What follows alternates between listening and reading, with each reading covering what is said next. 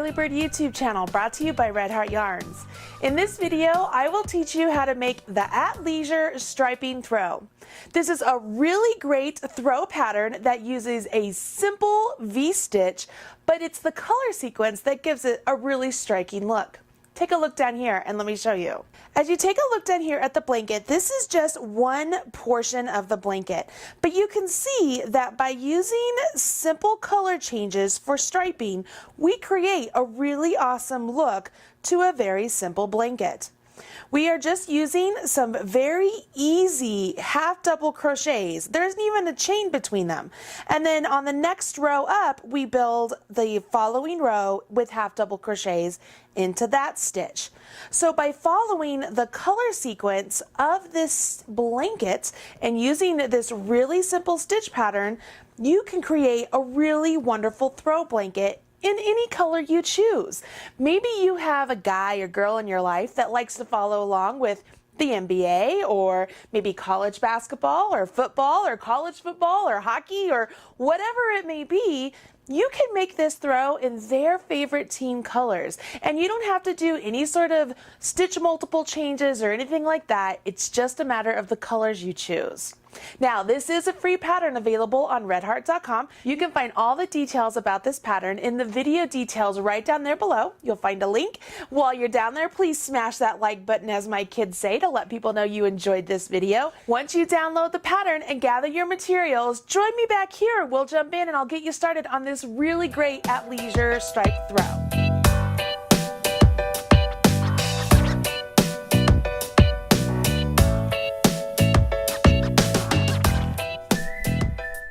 You've downloaded the pattern and all the extra materials I put in the link below.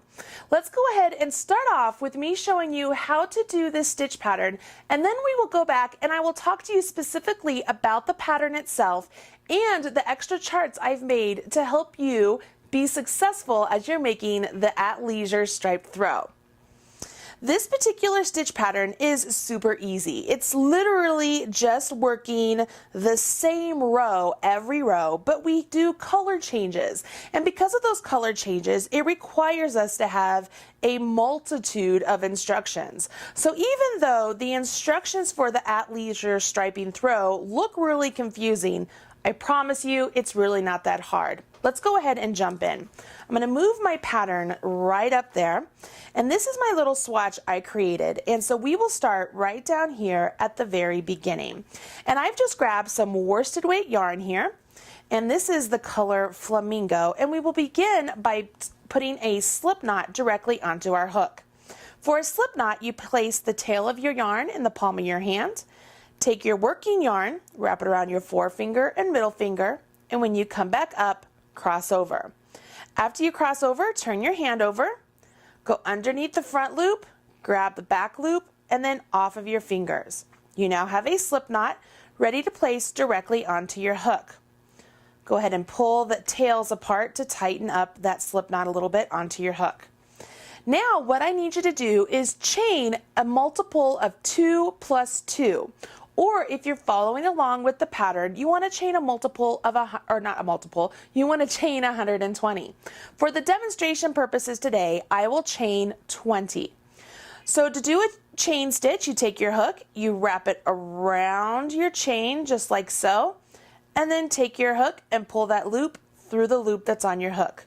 We now have one chain. You do that again, yarn over, pull that hook right through the loop on your hook, and I have 2 chains. You do not want to tighten up those chains as you create them.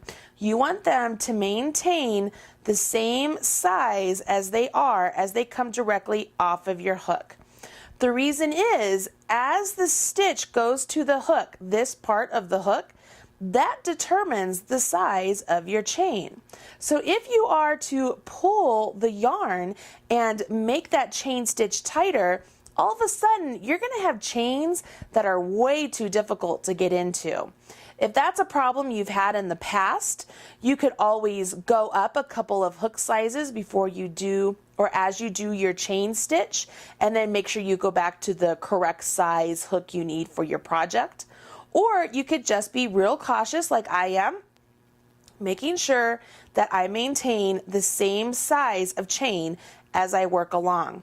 You'll notice that as I do each chain, I take my opposite hand and I hold the pad of my thumb on the top of that chain. So like on the V's, I will hold it relatively close to the hook after a couple stitches, and then I will move the pad of my thumb up again and I do it again.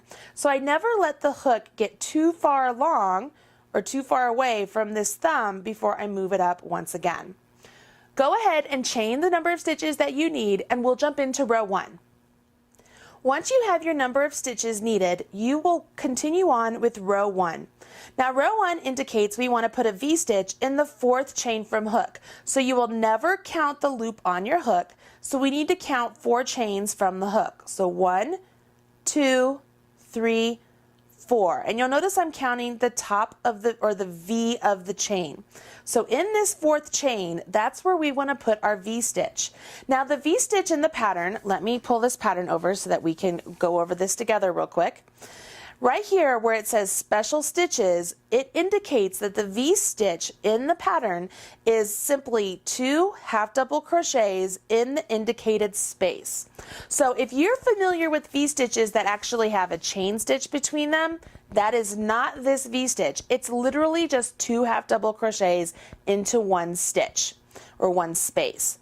So we'll start off with a yarn over of our hook.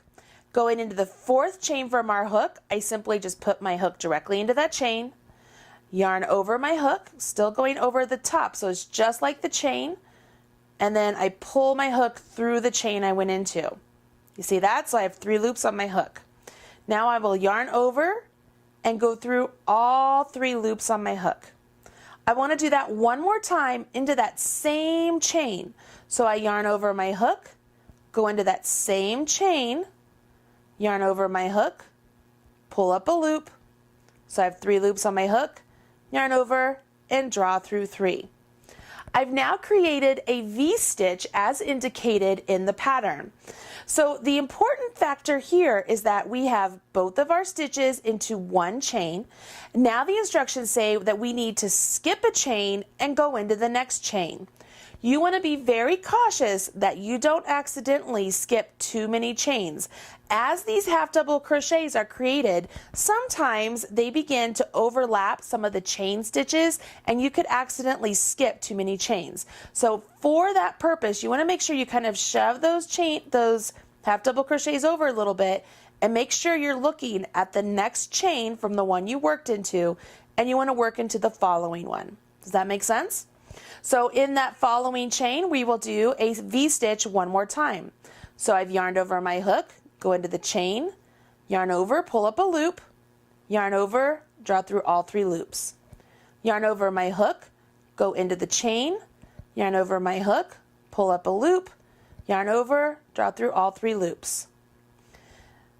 I will skip a chain, go into the next chain, and put a V-stitch there. This is the repeat. Whenever you're working with the pattern and it says to repeat from star, that is where you will find the asterisks in the pattern. Let me pull the pattern down so I can show you what I'm working on. So right here we have an asterisk, and it says skip next chain, V-stitch in the next chain. Repeat from asterisks across to the last 2 chains. So I've created the first repeat, and then I'm just repeating that from here on out. So I've created a V-stitch, I will skip a chain, go into the next chain with another V-stitch, all the way down my row until I get to the last 2 chains. Go ahead and do that on your end. Join me back here and we will see how to finish off this row. I'm to the last 2 chains of my row, and what I need to do to finish off my row is skip 1 chain, and I will put a half double crochet into the last chain.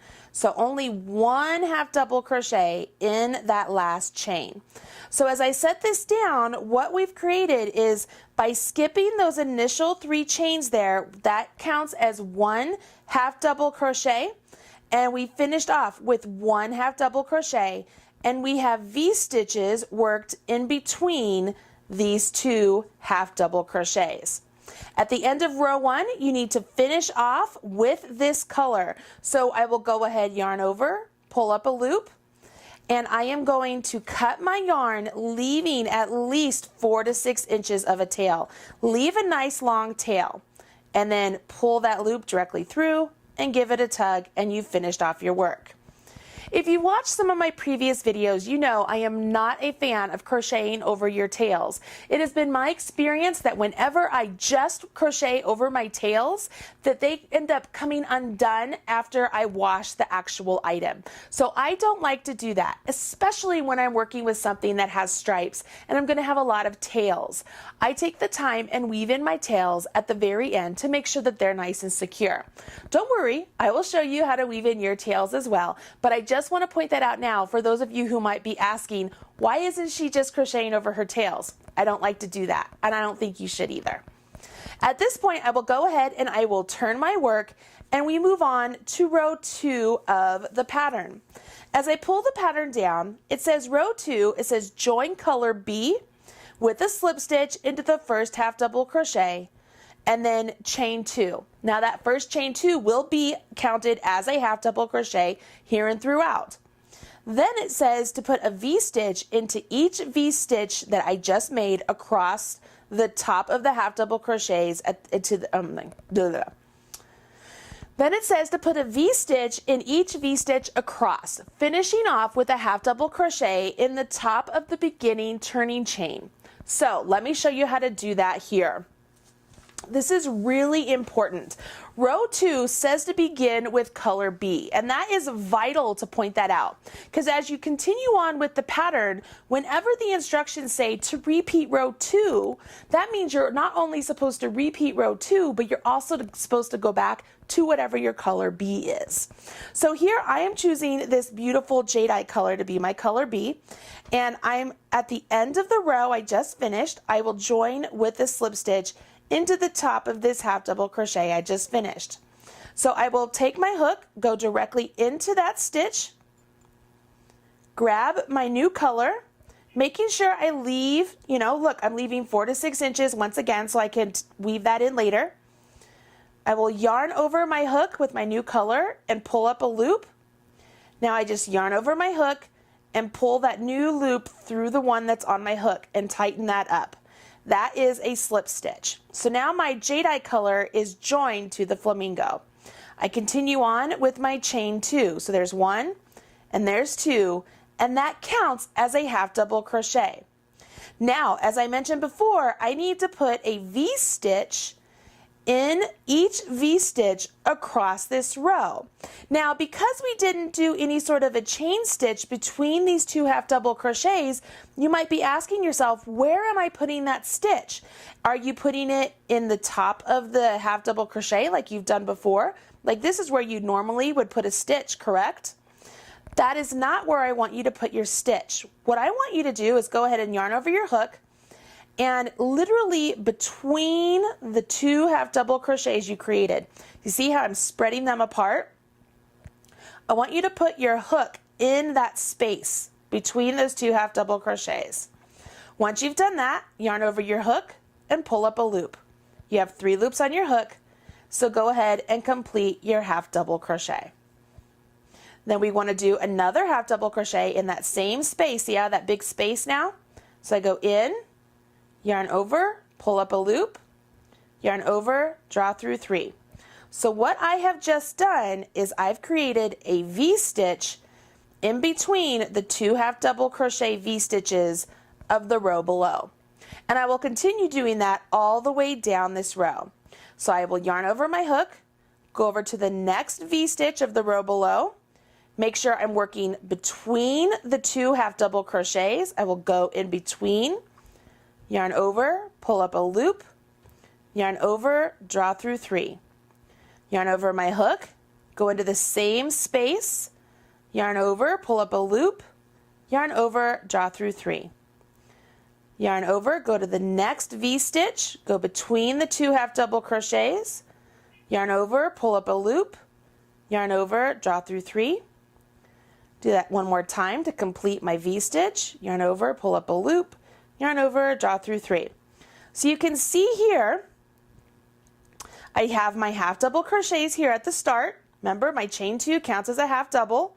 I have my V-stitch in a V-stitch from the row below, my V-stitch in the V-stitch from the row below, my V-stitch in the V-stitch from the row below.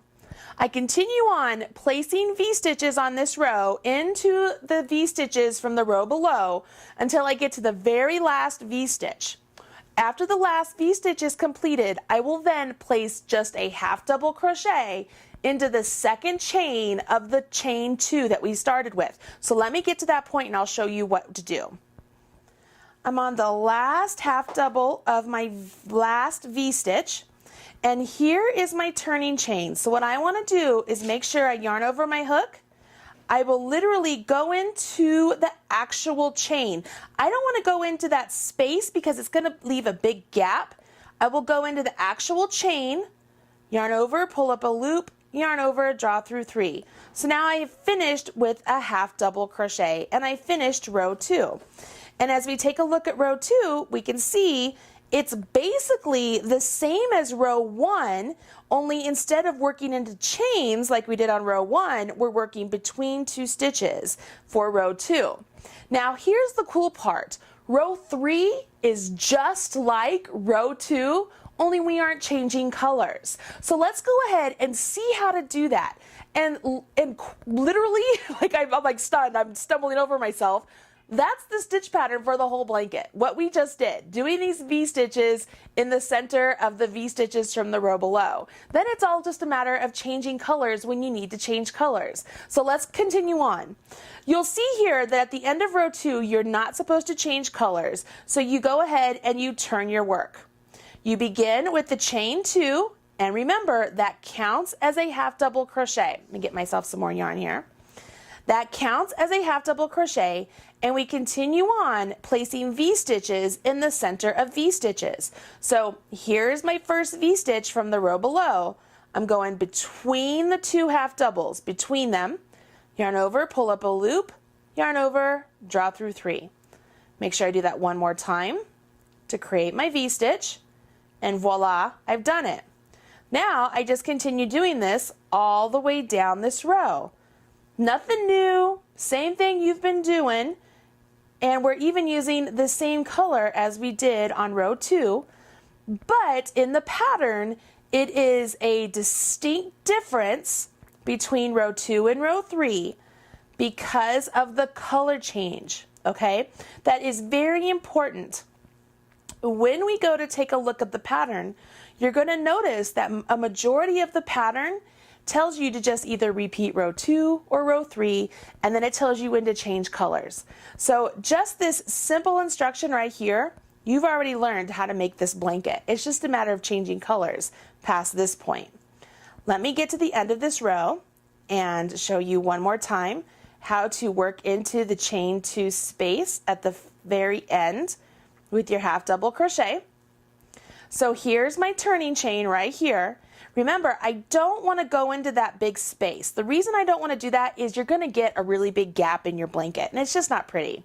So if you yarn over your hook and you actually go into the chain, just like if you were working into a foundation chain, go ahead and create your actual half double crochet into that chain. At the end of row 3, you're supposed to fasten off again. Remember, we're doing stripes. That's why we have to fasten off. And they're odd numbers, so you can't just keep it on there and then catch it the next time because it's 3-row striping at this point. I want to make sure I leave at least 4 to 6 inches for a tail so that I can weave in my ends later, fasten it off, and I'm at the end of my row 3. Can you see how that works out? The following part of the pattern, let's pull that in and take a look. The following part of the pattern for row 4, it says with color A, so I would go back to this color right here. With color A, it says repeat row 2. So all I would do here is go back to row 2, and instead of joining with B, I would join with color A. Pretty simple, right? So I would repeat row 2 and then fasten off. Then it says rows 5 and 6, repeat rows 2 and 3. But what yarn, what color am I using for rows 2 and 3? It doesn't make it really specific, does it? At least it doesn't seem to be very specific, when in fact it really is. All this is saying is repeat rows 2 and 3. So literally I will come back up here to row 2, and when it says join with color B, that's what the pattern wants me to do. It wants me to come back here and join with color B once again. So I would use B to do rows 2 and 3 again. Then it says rows 7 through 18, I would repeat these last 3 rows 4 times. Now that can get a little bit confusing, right? You're like, all right, Marley, I'm following along, I'm changing colors, I'm repeating rows 2 and 3, which really are the same row. They really are the exact same construction, but it's a different color for each row. But now I have to do that a total of 4 times. How am I ever supposed to keep track of that? That's where it's handy to take a chance and watch these videos with me teaching you, because I've gone ahead and written these instructions out row by row with the instructions on each row and what color you're supposed to use for each row. Beyond that, because we know that this stitch pattern is really easy and you could just maneuver along and just keep going, I've also created a full color sequence chart.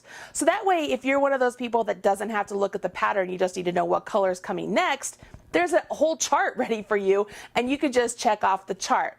So let's go ahead, take a minute and take a look at the pattern, the row by row instructions I've written out, and the color sequence chart. Once we've looked at that, I'm going to come back to my little swatch here, this one, and I will show you how to weave in ends and how to do the reverse single crochet border, okay?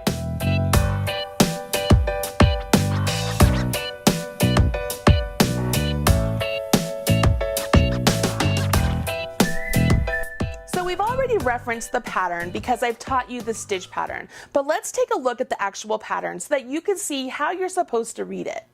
I've already taken you down, right down here to rows 7 through 18, where it says you're going to repeat the last 3 rows 4 times. So the last 3 rows are rows 4, 5, and 6, which are actually row 2, row 2, row 3. So then you have to come up here and go, okay, row 2, row 2, row 3, but what colors am I supposed to use? It can be really confusing, okay? So what I have done is I've taken this actual pattern and I have created a chart that you can find on marleybird.com. I've put a link to it right down there in the video notes. You probably have already seen it. And it looks a little something like this. I have just taken the instructions from the actual pattern and written them out row by row. So whenever the pattern stated that I needed to repeat something, I would copy and paste those 3 rows and then make it so that they were all written out long form. So right here at the beginning, you can see we started off with the chain of 120 if you're following along with the blanket. This is my line telling me what row I'm on. This is just right here at the beginning so that you know which is the right side and wrong side. But then right here in the center of my chart, this is the meat of the instructions. These are the actual written instructions, okay? And I have made all of the row 2s in this kind of shade of purple and all of the row 3s in black. The reason I did that is because as I was making the chart, it was easier for me to keep track of when I was trying to do a row 2 or a row 3 as I followed along. I was just trying to maintain the pattern. So what we've done so far in our little swatch here today, let's start with this one. We have started off with row 1, which was this flamingo color. We've done row 2, which was join with our jadeite color. And we didn't change colors, but we did row 3 and we did our jadeite color and then we fastened off. Now, in the original sample, Christina Mershon used white, silver, and blue as her colors. So what you'll notice over here in this little section, those are actually my color codes for what join with B. My color B is blue. So I'm supposed to keep blue, but then I'm going back to white because my color A would be white if I was making the actual sample or following the exact same colors. Does that make sense? So this is where I went back to white. But then I can take a look here and say, okay, look, I'm back to row 2 again, which is the same as row 3. We're just changing colors. And I'm going back to my color B, which I can see is blue, and I'm going to do that for 2 rows total. Can you see how this works out? Now you might be asking yourself, okay, that makes sense, but wait a minute, you have this yellow stripe here. What is that? Okay, that is where when you come to a pattern and the pattern says repeat the last 3 rows 4 times. That's what we just read, correct? Then you'll see here that I wrote below, you will find the instructions written out row for row. So what I have done was I took these last 3 rows and I did a copy and paste. So I took these 3 rows, copy and paste, and put them right there.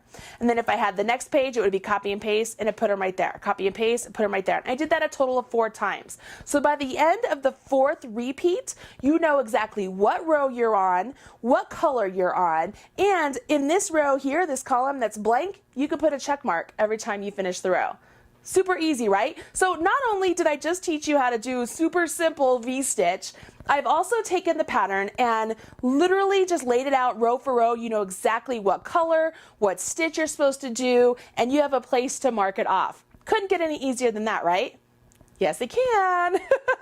So as you take a step further from this, if you're like me and you're like, okay, I've got this stitch down, I get it. I'm going to begin with the chain 2. I'm doing V stitches in each V stitch, and I end with a half double crochet. I just need to know what color I need to change on which row. What I have done then is I pass this one along. So as you take a look here, you can see I've created a chart that's literally like bare bones. It has the row number and then it has a color sequence, letting you know what color you're supposed to use on what row. Now I can already see I did a little mess up right here, so I've got to go back and I'll fix that. It'll be correct on your version. But this is how easy it is. Since you already know the actual stitch pattern, you just need to know now when do you need to use what color for your entire stitch pattern. And that's what this little chart is. If this isn't for you, don't worry. Go back to the row by row instructions that I wrote out here. And it's a total of 10 pages. You'll see there's little page numbers at the bottom so that way you know what page you're on. And as I said, just use your pencil or whatever and do a check mark over here every time you finish a row, and you'll know what row you're on. If all of this is too confusing for you and you're just like, you know what, Marley, this makes sense to me, go ahead and stick with this. This is not incorrect. It's just that I find this a little bit more confusing than if I look at a chart like this or even a chart like this. So there's 3 different patterns, all the same pattern. How about this? 3 different versions. That's probably not good to say either. There's 3 different ways for you to read the exact same pattern, whatever method works for you. It's really not so difficult. At the end of the very last row, so the very last row you complete is row 130. For row 131, you are going to work reverse single crochets in every half double crochet across the row. So let me go ahead and show you how to do a reverse single crochet, so that way you literally have all the tools you need to create this beautiful blanket. So I went ahead and at the end of my last row, I did go ahead and I finished off because I was just eager and I was just working along and wanted to finish it off, and I probably shouldn't have because I needed the yarn still attached. So what I'm going to do is I am going to attach the yarn right now as if this were my last row. Okay, so this is, I just finished my last row. We're going to pretend that that was already attached there. Okay, so here we are. Ta-da! Magic of TV. So I'm on my last row. I'm getting ready to do row 131, and I need to do reverse single crochets all the way back. Now this might be confusing to you because you might say, okay, Marley, don't you need to turn your work? No. When you're doing a reverse single crochet, as you finish the last row, you do not turn your work. What we are going to do is we are literally going to crochet into each stitch down this row. So you'll notice here, I'm coming back behind, going into the stitch, yarn over, pull up a loop so I get 2 loops on my hook, yarn over, draw through 2. All right, so here's the top of my stitch. See the V there? I'm coming back, I'm going into that V, yarning over, pulling that loop up, and when I pull that loop up, just so you know, this is the loop I pulled up. I want it in front of the loop that was on my hook, okay? So that's the loop I pulled up, then I yarn over, draw through 2. I come back, I'm going to go through that stitch, so I'm going to go right into that stitch, yarn over, and when I pull that yarn over up, see how there's the yarn over I just pulled up, and it's in front of the loop that was on my hook, and then I yarn over, draw through 2. And I do this all the way down this row, and what's going to happen is I am going to get this super cute corded look. Let me get some more yarn on the top of my blanket. So I'm coming backwards, going in, around and up, yarn over, draw through 2. So let me get to the end of this row so you can see what it looks like.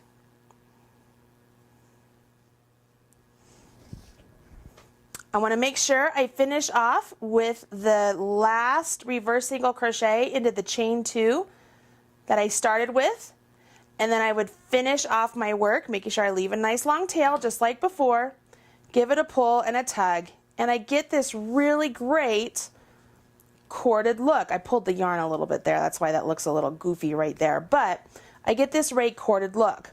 Then what the pattern wants you to do is it wants you with the right side facing you, okay? The right side of row 1. So let's find the right side of row 1. So you want the row 1, right side of row 1 facing you. And once you've done that, go ahead and let's rotate your blanket. Okay, so we're going to rotate our blanket. And what you need to do now is join with your color A, so it's the same color you are working into.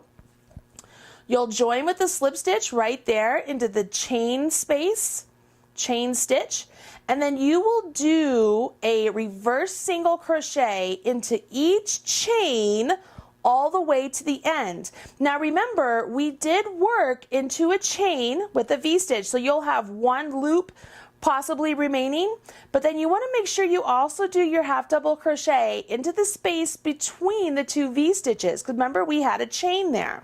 So I am going to change colors just for demonstration purposes, but you will use the exact same color. I will join with a slip stitch into the actual chain 2, okay? So I've put my hook into the chain 2 and I will join with a slip stitch. It's that easy. Now I will go ahead and I will do my reverse single crochet into each stitch. So I'll start off with this first one. I will go into the same chain I went into, yarn over, pull up a loop, yarn over, draw through 2. I'll go into the next one, yarn over, pull up a loop, yarn over, pull through 2. And then go into each chain all the way to the end. Now you can decide to work into a space, the space that the chain is created or the space between the 2 V-stitches, or actually work into the chain. It's up to you. So for me, I'm going into the actual chain to show you what that's going to look like. So I'll do that for a couple here, and then I will work into the actual space and show you what that looks like, so you can decide what to do. So here I am to the bottom of a V-stitch, so I just have one loop. All right, so now I'm going to go into the space. So okay, here's a V-stitch, I'm looking at it upside down, and here's a V-stitch, I'm looking at it upside down. So this would be the space. So I'm working into the space, and then I'm working into the loop, and then I'm working into the space, and then I'm working into the loop, and then I'm working into the space, and I'm working into the loop. So I'm going to set this down so we can see what's going on here. The difference between working into the actual chain and working into the space is if you work into the actual chain, you get the remaining, what I call the butt of the stitch or the butt of the chain hanging out. The butt of the chain is actually what we are working into at the bottom of our V-stitches. So if you work into the chain space between the V-stitches right there, you don't get that butt of the chain. Whereas if you work into the actual chain, you get that butt. It's a total preference thing, whichever way you want it to be. If you want your butt hanging out or if you want it tucked away, it's totally up to you. Both ways work. The important part is that you need to be consistent all the way down the row. At the end of the row, you would finish off just like we did down here, finish off and pull your yarn through, and then it's a matter of going back and weaving in all of your tails. So I want to show you how to do that because I did tell you I would do that. I am grabbing a steel bent tip tapestry needle because I think they are the easiest to use, and I'm just going to pick a color here. So I'm going to pick the white. And all you do is take your steel tapestry bent tip needle, and if you take the eye of the needle and take your yarn and pinch it around the eye of the needle, just like so, take your needle out and just wiggle it right on there. See that? So it makes it really easy just to thread that on. Now all you need to do is working along the blanket into the same color as the tail you're weaving in. So I'm working through the white. I'm just going to weave my tail up through stitches, okay? And you'll notice I go up, I grab some stitches, I'm gonna come back down. I am not altering any sort of the way the stitch itself looks, but I'm making my tail nice and secure. I'm gonna come back in. I am not a fan of making knots typically, but if you choose, you could come back in like this and kind of do is this called a half hitch knot? Just to kind of snag it for you if you want to do that and make it a little bit more secure. But you'll notice I'm doing more than just going in and then back out, right? I'm coming in and back out and then going back in again and back out. Like I'm making this nice and secure. Like that is not coming undone. Even if I hadn't put that little hitch knot in there, it would not be coming undone. So at this point, I am secure enough that I can snip that tail real nice and tight, and that's not popping undone. I could do the same thing with the following colors, and you will have a lot of tails to tuck in, you guys. This is a striping blanket. That's the nature of the beast. But I am telling you, it is worth your time to take the time to weave in your ends. If you're one of those people who likes to maybe work over your ends and then go back and weave them in, that is okay because you're still weaving in your ends. I think that is super important. As long as you are weaving in your ends at some point and not just crocheting over top of them, I think that is the most key aspect when you're dealing with lots of color changes. Now this one, you'll notice I came up and down that outside stitch. I came back, and then I'm just popping it back down through there, just like so, and voila, that's not gonna come undone. That's nice and secure. So I can snip that, and that is nice and good. Now see how nice and pretty my edge is, even with weaving in all those ends, and nothing's popping out. Of course I have more ends to pop in, or weave in, but it looks really pretty. So if you take the time to weave in your ends, it's absolutely worth it, especially if you're making a beautiful striped blanket like this. Now you know how to make the Athleisure striped blanket, and hopefully this is one of those projects that's going to be really comfortable for you and relaxing because it's not a whole lot of memorization. And if you follow my extra charts I gave you, you could simply just check off each row as you've completed them and change colors whenever it's indicated.